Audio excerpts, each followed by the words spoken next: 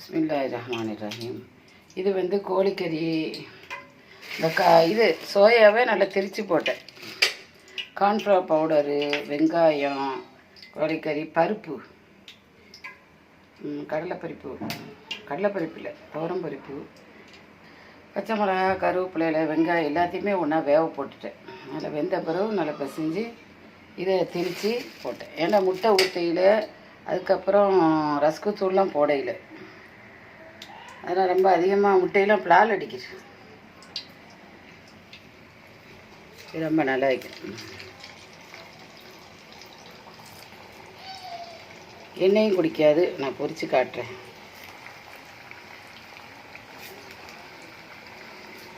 கறி கட்லெட் தான் இந்த மாதிரி செஞ்சுக்குது.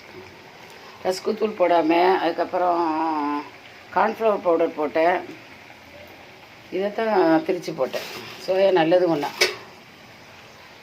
ட்ரையாக வைக்குமே. இருக்குது பச்சை மிளகா, கருவேப்பிலை, வெங்காயம், உப்பு, இஞ்சி, பூண்டு, பட்டை, கிராம்பு, ஏலக்காய் நான் ஒன்றா போட்டே தான் திரித்து வச்சுப்பேன். அதை கொஞ்சம் போட்டேன். ரத்தத்தூள் இதெல்லாம் போட்டு இப்படி நல்லா சேர்த்து இந்த மாதிரி உருண்டை பிடிச்சி போட்டுக்கிறேன்.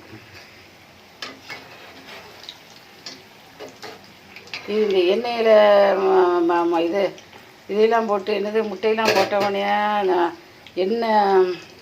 எண்ணெயெலாம் ஒரு வகையாக முட்டை வாடை அடிச்சுக்கிட்டு நுர பொங்கிக்கிட்டு ரொம்ப நைஸாக அவியது. இது அப்படி வைக்காது, மீடியமாக வைக்கும். பாருங்கள் எப்படின்ட்டு. வேண்டா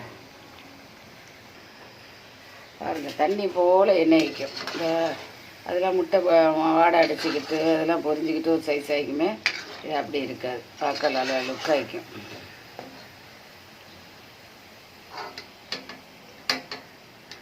ஒரு சொட்டு எண்ணெய் குடிக்கல.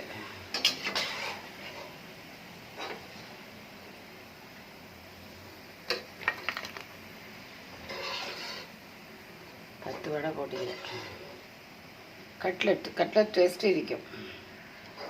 அது முட்டை ரொம்ப இருந்துக்கிட்டு ரொம்ப கூண்ட நைஸாக அப்படி இருக்குமே. அந்த மாதிரி கறி நல்லா சும்மா ஐஸ்கிரீம் செஞ்சுக்கிறேம்மா. வேறு மாறுவளுக்கு சாப்பிடுவானு ஐஸ்கிரீம். இது கட்லெட்டு கொஞ்சம் போடணும். இது லேட்டாக போடணும். பின்னால் திங்க வரவளுக்கு தான் போடணும். சரி, பார்த்துட்டு லைக் பண்ணுங்கள், ஷேர் பண்ணுங்கள், சப்ஸ்கிரைப் பண்ணுங்கள். எப்படி இருக்குதுன்னு பார்த்து சொல்லுங்கள். அஸ்ஸலாமு அலைக்கும்.